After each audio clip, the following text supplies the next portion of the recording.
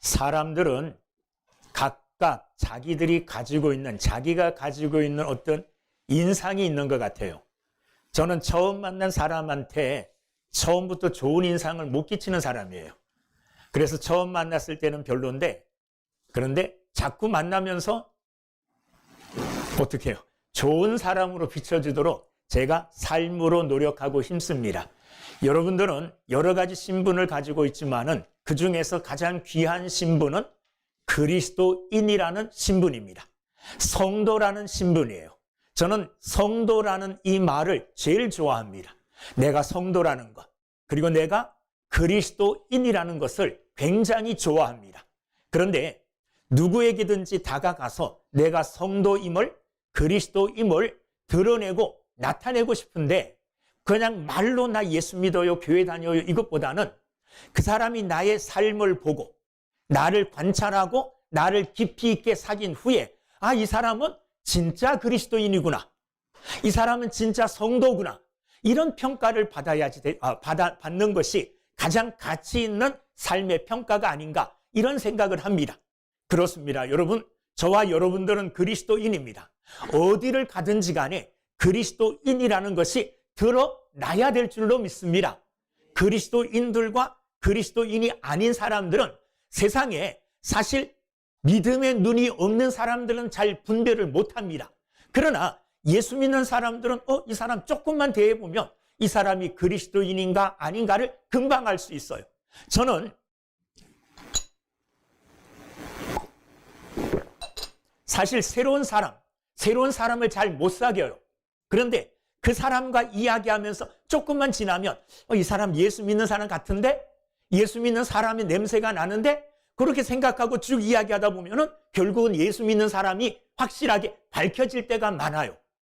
여러분들도 어디를 가든지 간에 그리스도인이라는 것이 내가 예수 믿어요, 교회 다녀요 이렇게 말하기 전에 여러분의 삶의 방식으로 그리스도인임을 나타내는 믿음의 사람들이 되기를 주님의 이름으로 축원합니다.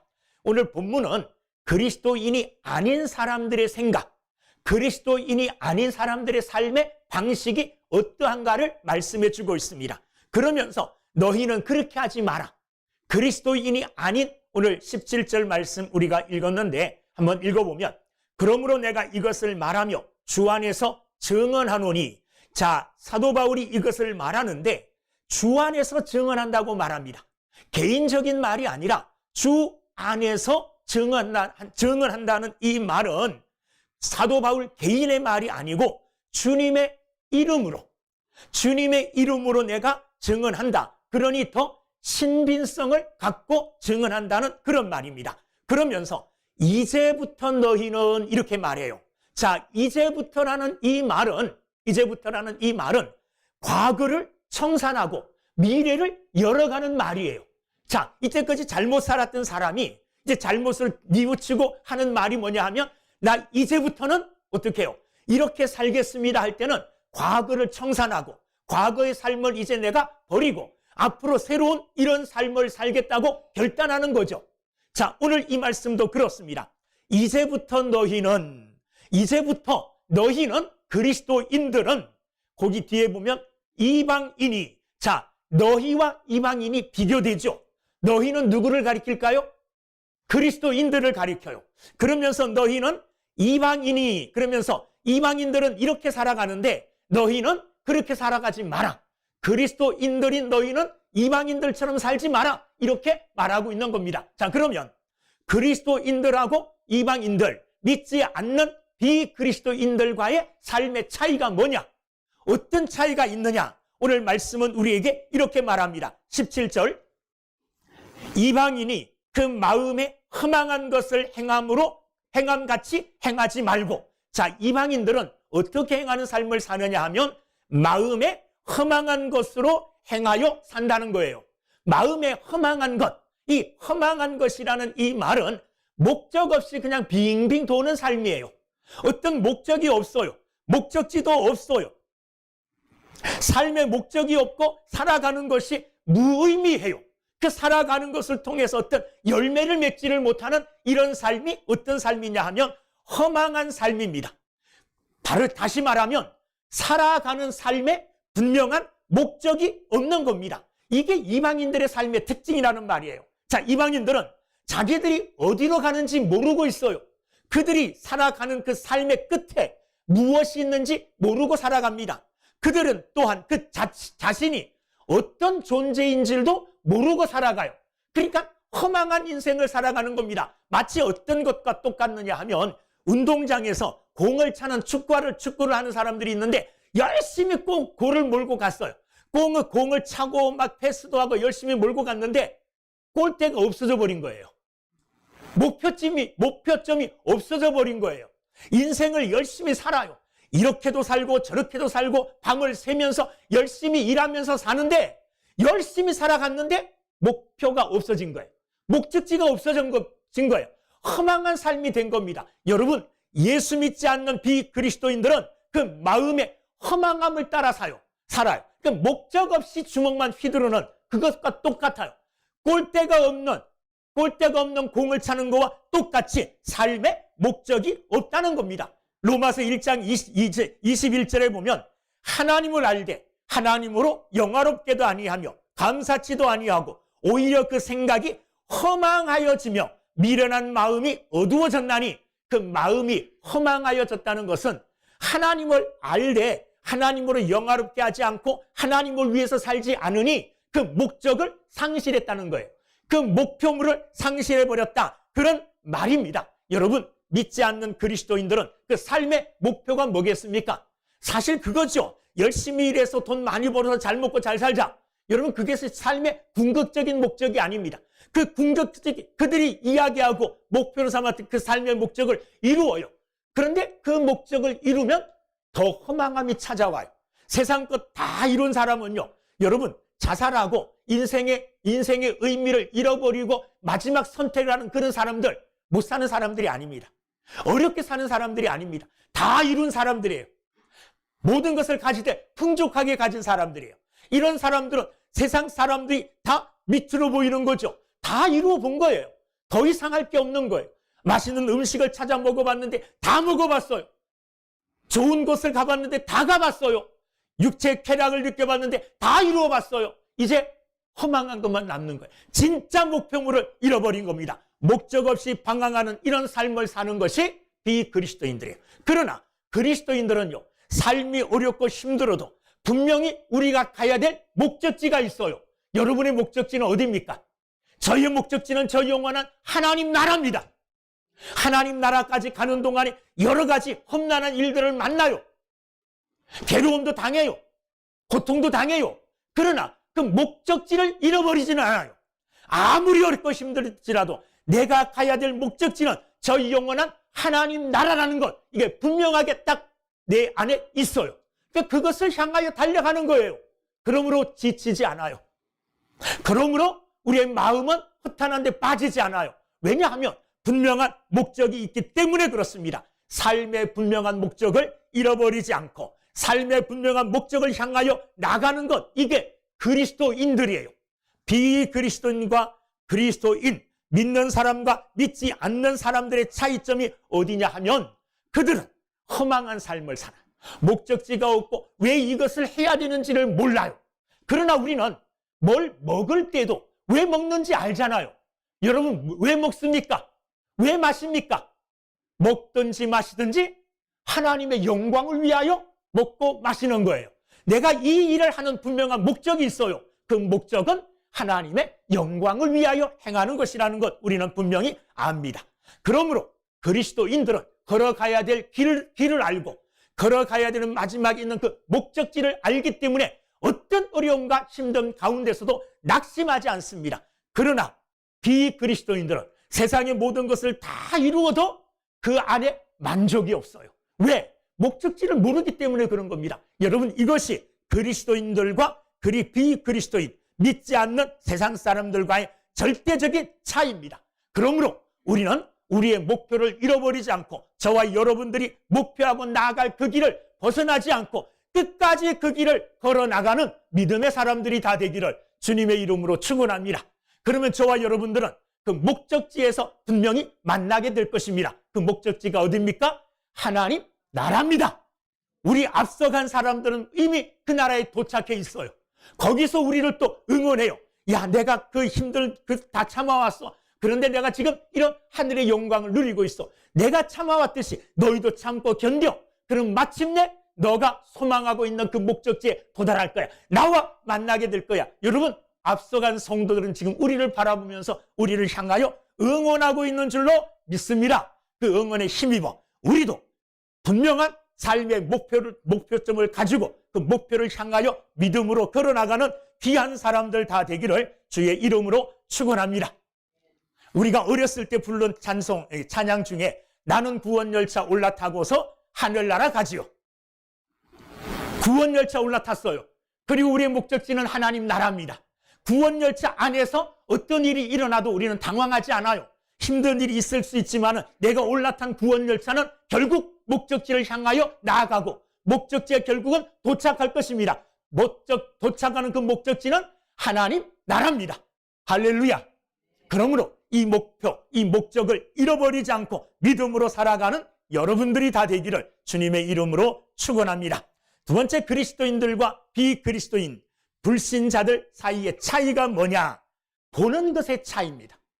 보는 것.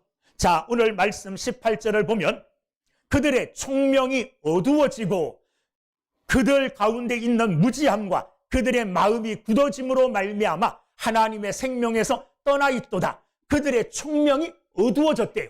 그들의 영적 눈, 그들의 영적 분별력이 어두워졌다는 말입니다. 사람들은 태어나면서부터 어떻게 보면 하나님에 대하여 모르고 태어나요. 왜? 죄악 가운데 태어났기 때문에, 영적으로 죽은 상태에 태어나기 때문에 태어나면서부터 우리는 영적으로 어떻게 보면 소경과 같은 존재입니다. 이방인들이 다 그래요. 예수를 믿지 않는 사람들은 영적으로 하나님의 일을 볼 수가 없어요. 하나님의 뜻을 볼 수가 없어요. 영적으로 소경과 같은 사람들입니다. 영적 소경된 자들은 세상의 모든 만물들을 바라볼 때에 자기 중심으로 바라봐요. 그러나 그리스도인들은 영적으로 눈이 띄어진 사람이기 때문에, 영적으로 보는 사람이기 때문에 일어나는 모든 일들을 누구와 관련해서 보느냐 하면 하나님과 관련하여 봐요.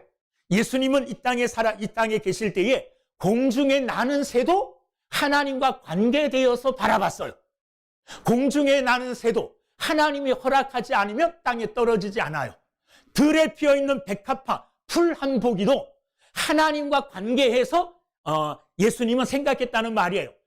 들판에 피어나 있는 들풀 한 송이도 솔로몬이 입은 그 옷보다 더 아름답다. 하나님의 입장에서 하나님과 관계되어 세상에 있는 모든 것들을 다 해석하고 다 그 눈으로 바라보았다는 겁니다. 믿는 사람들은요, 이 세상에 일어나는 이 모든 일들을 다 누구와 관계하여 생각하느냐 하면 하나님과 관계하여 생각합니다. 저는 심지어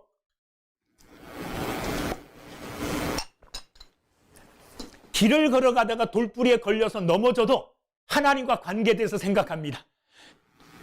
아주 뭐라 그럴까? 내가 왜 돌뿌리에 넘어졌지? 재수없어가 아니라 내가 이렇게 돌뿌리에 넘어져서 내 육신을 아프게 하시는 것은 하나님이 내게 무슨 뜻이 있는 거 아닌가? 삶을 한번 돌아봐요. 내 삶에 일어나는 크고 작은 그 모든 일들이 하나님의 섭리 속에 이루어진다고 생각하고 그것을 영적인 눈으로 바라보려고 애쓰는 거예요.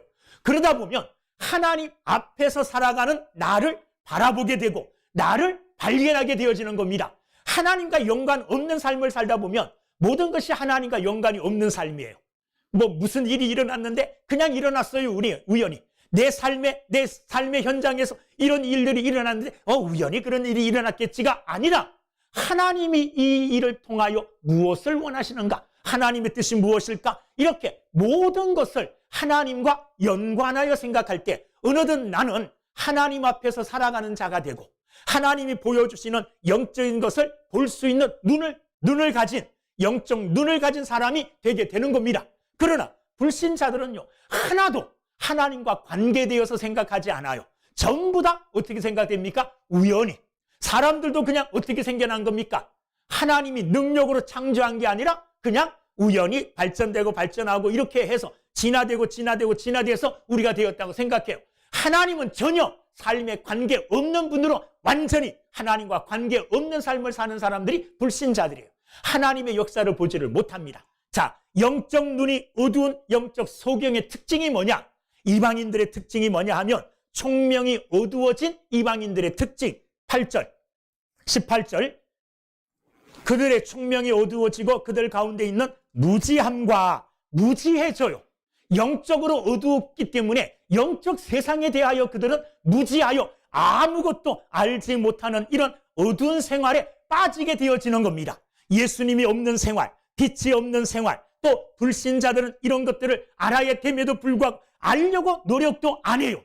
그러니까 그들의 영적 상식은, 영적 지식은 아주 무지한 상태에 빠지게 됩니다. 그 다음에 18절, 그들의 마음이 굳어짐으로, 무지함으로 말미암아 그들의 마음이 굳어져 버려요. 이미 그들이 가진 것 외에 다른 것을 받아들이지를 않아요. 영적으로 눈이 어두워서 모든 것이 우연이 되어지고 모든 것이 자기 중심으로 되어진다고 생각하는 이 마음이 굳어져 버렸기 때문에 다른 것을 받아들이지를 못합니다. 아무리 다른 좋은 것들이 그들에게 전하여지더라도 딱딱하게 굳어진 마음이라 이 모든 것들을 받아들이지 못하는 겁니다. 마치 씨를 뿌렸는데 뿌려진 그 씨가 길가에 뿌려진 것처럼 많은 사람들이 왔다 갔다 해서 이 밭이 딱딱해진 겁니다. 그래서 이 씨가 땅으로 파고들지를 못해 뿌리를 못 내려요. 그래서 새의 먹잇감이 되는 거죠. 그러므로 마음이 딱딱해지고 굳어져요. 결국은 어떻게 되느냐? 무지함과 마음의 굳어짐을 통하여서 18절 말씀 끝에 하나님의 생명에서 떠나 있도다.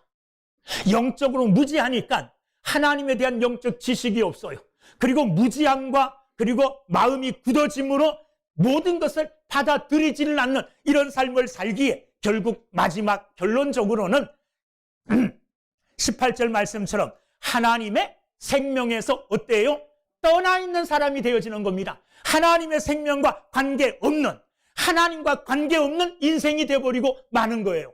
여러분, 사람들에게 있어서 가장 불행함은 뭐냐 하면 우리를 창조하시고 우리를 지으신 하나님과의 관계가 끊어지는 겁니다. 아담과 하와가 불행하게 된 것은 하나님과의 관계 속에서 하나님과의 관계가 끊어져 버린 거예요. 하나님으로부터 생명을 받았고 하나님께로부터 은총을 받는 이런 삶을 살았고 하나님으로 말미암아 살았던 그들이 하나님께로부터 끊어져 버리니까 생명을 다 잃어버리고 그들에게는 절망과 고통과 영적 상실함이 찾아올 수밖에 없었다는 겁니다. 여러분, 요한복음 15장에 보면 포도나무의 비유가 나옵니다. 예수님은 포도나무시고 우리는 그 포도나무에 붙어있는 가지고 하나님은 그 포도나무를 가꾸시는 농부라고 말하고 있습니다. 우리는 뭐라고요? 가지라 그랬어요. 여러분, 가지됨의 행복은 포도나무에 붙어 있을 때에 찾을 수 있는 거예요. 포도나무에 붙어 있을 때에 포도나무로 말미암아 영양분을 흡수하고 포도나무가 주는 영양분을 통하여서 포도 열매를 맺는 겁니다. 그럴 때 가지는 행복한 거예요. 가지로서 가장 불행한 것은 포도나무로부터 분리되는 겁니다. 자, 포도나무에서부터 꺾여 나온 가지는 어떻게 될까요? 길바닥에 던져집니다. 길바닥에 던져져서 말라 비틀어져요. 나중에 사람들이 그것을 모아다가 어떻게 한다고 그랬습니까? 불에 사른다 그랬습니다. 인생이 가장 불행한 것은, 사람들이 가장 불행한 것은 뭐냐? 생명 되시는 예수 그리스도로부터 끊어져 나오는 것, 관계없는 것. 오늘 18절 말씀이 말하는 대로 하나님의 생명에서 떠나 있는 상태가 인생은 가장 불행한 상태라는 거예요. 이방인들은 하나님의 생명에서 떠나 있어요. 하나님의 생명에서 떠나 있음에도 불구하고 그들은 그것을 깨닫지를 못해요. 왜? 영적 눈이 어둡기 때문에, 그리고 무지하기 때문에, 그리고 마음이 굳어져 버렸기 때문에 하나님으로부터 자기가 떠나 있음에도 불구하고 떠나 있는 자기를 못 깨달아요. 그러므로 다시 하나님께로 나올 의지, 마음을 가질 수가 없는 겁니다. 자, 그러나 그리스도인들은 어떻습니까? 그리스도인들은 예수님에게 붙어있는 가지와 같습니다. 예수님으로 말미암아 살아가는 자들이 저와 여러분들인 줄로 믿습니다. 하나님과 관계되어지고 예수 그리스도와 생명으로 연결되어져 살아가는 자들이 저와 여러분들이에요. 그러므로 오늘 우리가 살아가는 삶의 에너지, 삶의 원동력은 하나님이 주시는 힘과 능력이에요.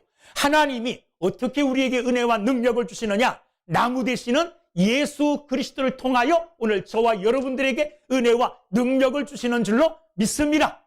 이 은혜와 능력을 받아 나무를 의지하고 나무로부터 살아가는 자들이 오늘 우리들이에요. 이런 자들은 외롭지가 않아요. 우리의 생명의 뿌리가 어디에 있습니까?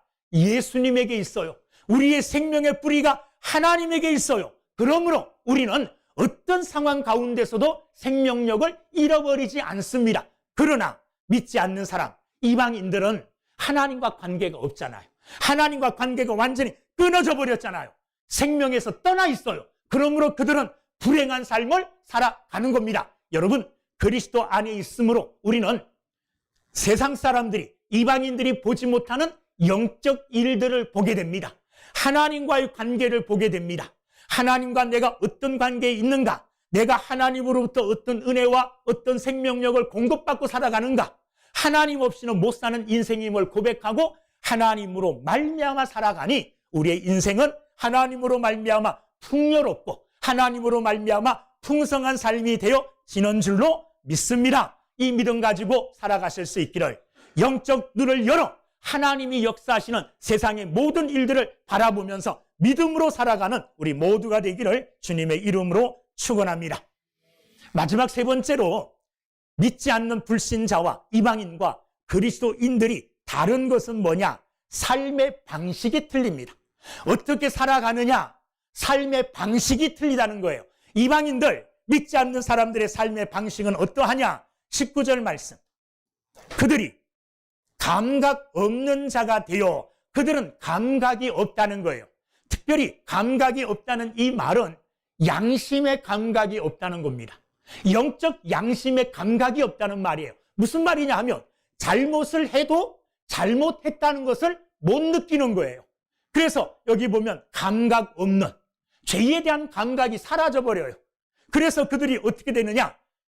자, 감각 없는 자가 되어, 이방인들은 이미 감각이 없는 자가 된 거예요. 죄를 죄로 여기지 못해요. 여러분, 우리가 가장 큰 죄로 여기는 게 뭡니까? 우리가 가장 큰 죄로 여기는 것, 성경이 가장 큰 죄로 여기는 것은 예수님을 믿지 않는 죄예요. 뭐 거짓말하고 뭐 사람들 속이고 물론 이런 것들도 큰 죄예요. 그런데 성경이 가장 큰 죄로 여기는 것은, 성경이 사람들을 지옥이냐 천국이냐 결정하는 것은 뭡니까? 예수를 믿느냐 믿지 않느냐. 그러므로 성경이 얘기하는 가장 큰 죄는 예수를 믿지 않는 죄예요. 예수를 믿지 않는 죄를 그들이 짓고 있기 때문에 죄에 대하여는 무감각해요. 감각을 다 잃어버렸어요. 감각이 없어져 버렸어요. 그래서 죄를 지어도 죄로 못 느끼기 때문에 어떻게 하느냐? 그 죄에 자신을 맡겨버립니다. 그 다음에 나오는 말씀이 그 말씀이에요. 그들이 감각 없는 자가 되어 자신을 방탕에 방임하여, 자신을 그냥 방탕함 가운데 맡겨버리는 거예요. 죄에 맡겨버리는 거예요. 여러분, 죄에 맡겨버리면 죄는 우리를 마음대로 끌고 댕깁니다. 마음대로 죄가 우리를 종처럼 끌고 댕기면서 더 죄를 짓게 하고 더 죄의 깊은 곳으로 우리를 이끌고 들어가요. 감각이 없는 자가 되기 때문에 죄악 속에 깊이 들어가지만 죄악 속에 깊이 들어가는 것을 깨닫지를 못해요. 느끼지를 못해요. 왜? 감각이 사라졌기 때문에. 감각이 없는 자가 되었기 때문에 그렇다는 겁니다. 감각이 없어져서 죄의 자신을 맡겨버릴 뿐만 아니라 모든 더러운 것을 욕심으로 행하되, 육체의 욕심이 우리에게 요구하는 그것을 따라 모든 더러운 것을 행하며 살아간다는 거예요. 왜 그렇습니까? 감각이 있는 사람은 안 그러잖아요. 감각이 있는 사람들은 이게 더럽구나, 이게 해서는 안 되겠구나, 이게 아픈 거구나, 이것을 알고 피하게 되는데 감각이 없는 사람은 그렇지 못해요. 제 친구 목사가 전도사 시절에 나병 환자촌에서 이제 사역을 했어요. 근데 그분들은 교회에서 예배 끝나고 가는데 집에 가면 어떤 사람들은 발바닥에 못이 박혀 있는데도 집에 올 때까지 못 느낀대요. 왜냐하면 감각이 사라져버렸기 때문에 그래요. 그런 아픔과 그런 어려움이 닥쳐왔는데도 못 느끼는 거예요. 여러분, 이방인들은 감각이 사라져서 죄가 아무리 큰 죄를 아무리 짓고 죄 속에 자기를 맡기고 죄가 자기를 깊은 곳으로 막 끌고 가고 더러운 곳으로 자기를 더럽힐지라도 그것을 더러운 줄로 그게 이게 이러면 안 된다는 것을 깨닫지를 못한다는 거예요. 왜? 감각이 마비되어서 그렇다는 겁니다. 여러분, 우리는 이 감각이 마비된 이방인처럼 살지 말고 오히려 예민한 감각을 가지고 예민한 양심의 소리, 예민한 영적 양심의 소리, 인격의 소리를 들을 수 있는 믿음의 사람들이 되기를 주의 이름으로 축원합니다. 이제는 그들은 마치 브레이크가 고장난 차처럼 막 죄악 속을 달려가요. 막 더럽고 죄악된 것을 막 질주하지만 멈추지를 못해요. 왜 멈추지를 못합니까? 브레이크를 못 밟아요. 감각이 사라져가지고 브레이크를 밟는 법을 몰라요. 멈추는 법을 몰라요. 그러므로 죄악 더 깊이 빠져들어가고 더러운 곳으로 더 깊이 들어가지만 멈추지를 못하는 겁니다. 이게 이방인들의 특징입니다. 그러나 그리스도인들은 그렇지가 않아요. 반대로 그리스도인들은 하나님께서 우리에게 주신 양심, 성령의 양심을 따라 성령의 감각을 따라 우리는 하나님이 기뻐하는 일을 행하며 사는 자들이 된 줄로 믿습니다. 여러분, 우리가 감각 없는 자처럼 악을 행할 때 우리는 감각 있는 자라 그랬잖아요. 내 안에 계시는 성령께서 우리에게 감각을 느끼게 해주셔요. 안 된다. 소리쳐 주셔요. 그쪽으로 가면 안 돼. 죄악의 길이야. 더 깊이 가면 나오지도 못해. 이렇게 계속해서 경고의 말씀을 주셔요. 누가요? 우리 안에 있는 성령 하나님께서. 그리스도인들은 성령 하나님이 우리의 길을 인도해 주십니다. 그러므로 우리는 절제할 수 있고 우리는 죄악의 길에서 빠져나올 수 있고 죄악의 길에서 우리는 우리 자신을 털고 일어날 수 있는 힘이 있어요. 누가요? 내 안에 있는 성령께서 그 일을 하게 해 주신다는 겁니다. 자, 그러면 우리는 어떻게 살아야 되느냐? 20절. 오직 너희는 그리스도를 그같이 배우지 아니하였느니라. 이 말씀은 그리스도를 배운 대로 살아가라. 그리스도께서 우리에게 가르쳐 주심의 가르침을 받아 배운 대로 그리스도를 따라 살아가라는 겁니다. 세상을 살아갈 때 그리스도께서 어떻게 세상을 사셨는가 그것을 배우고 그 삶을 배워 그처럼 살아가라 이렇게 말씀하고 계셔요. 세상 사람들은 이방인들은 감각이 없어 죄에게 자신을 맡기고 살아가지만 우리 그리스도인들은 예수님을 닮아 예수님을 배우고 예수님을 따라 살아가야 된다는 말입니다. 진리를 따라 살아가야 된다는 겁니다. 여러분, 예수님께서 우리에게 가르쳐 주신 가르침이 뭡니까? 예수님의 인격, 예수님의 삶이 어떤 삶입니까? 가장 먼저 예수님께로 우리가 배울 수 있는 것은 뭐냐 하면 예수님의 사랑이에요. 예수님은 저와 여러분들을 사랑하셨습니다. 이 사랑은 차별이 없어요. 이 사랑은 죄를 많이 지은 사람이나 죄를 거의 안 지은 사람이나 똑같이 예수님은 우리를 사랑하셔요. 예수님의 변함없는 이 사랑을 우리도 본받아야 될 줄로 믿습니다. 예수님처럼 사랑하시는 여러분들이 되기를 주님의 이름으로 축원합니다. 사실 예수님처럼 산다는 게 쉬운 게 아닙니다. 예수님이라면 어떻게 하셨을까? 옛날에 그런 책이 있었는데 그 책은 내가 어떤 상황을 맞이했을 때에 그때 내가 판단하는 게 아니라 그때 예수님은 이런 상황에서 어떤 판단을 하셨을까? 이렇게 생각하는 거예요. 이렇게 생각하는 버릇을 기르다 보면 어떤 상황 가운데서도 예수님처럼 행동할 수 있는 믿음의 능력이 우리에게 생기게 될 줄로 믿습니다. 가장 먼저 예수님께서 우리에게 사랑을 보여주셨어요. 예수님은 우리에게 또 무엇을 보여주셨습니까? 예수님은 하늘 높이 거룩한 보좌에 앉아 계셔야 마땅하신 분이지만은 낮고 천한 이 땅에까지 낮아지셨어요. 예수님의 낮아지심, 예수님의 겸손함을 우리는 본받고 배워야 될 줄로 믿습니다. 예수님처럼 사랑하시고 예수님처럼 겸손한 삶을 사는 저와 여러분들이 다 되기를 주님의 이름으로 축원합니다. 예수님의 또 무엇을 본받아야 될까? 우리는 예수님의 섬김을 본받아야 됩니다. 예수님은 하나님의 아들이시요 가장 높은 보좌에 앉아 계셔야 될 분이지만은 예수님은 이 땅에 오셔서 섬김을 받으려고 하지 않았어요. 가장 높으신 분이지만은 가장 낮은 자리에서 사람들을 섬겼습니다. 심지어는 제자들의 발을 씻겨주시기까지 제자들을 섬겼어요. 세상 원리로 하면 제자들이 선생의 발을 씻겨주는 게 당연하죠. 그런데 예수님은 선생으로서 제자들의 발을 씻겨주셨다는 겁니다. 이것은 예수님의 낮아지심과 예수님의 거룩하신 섬김을 우리에게 보여줘요.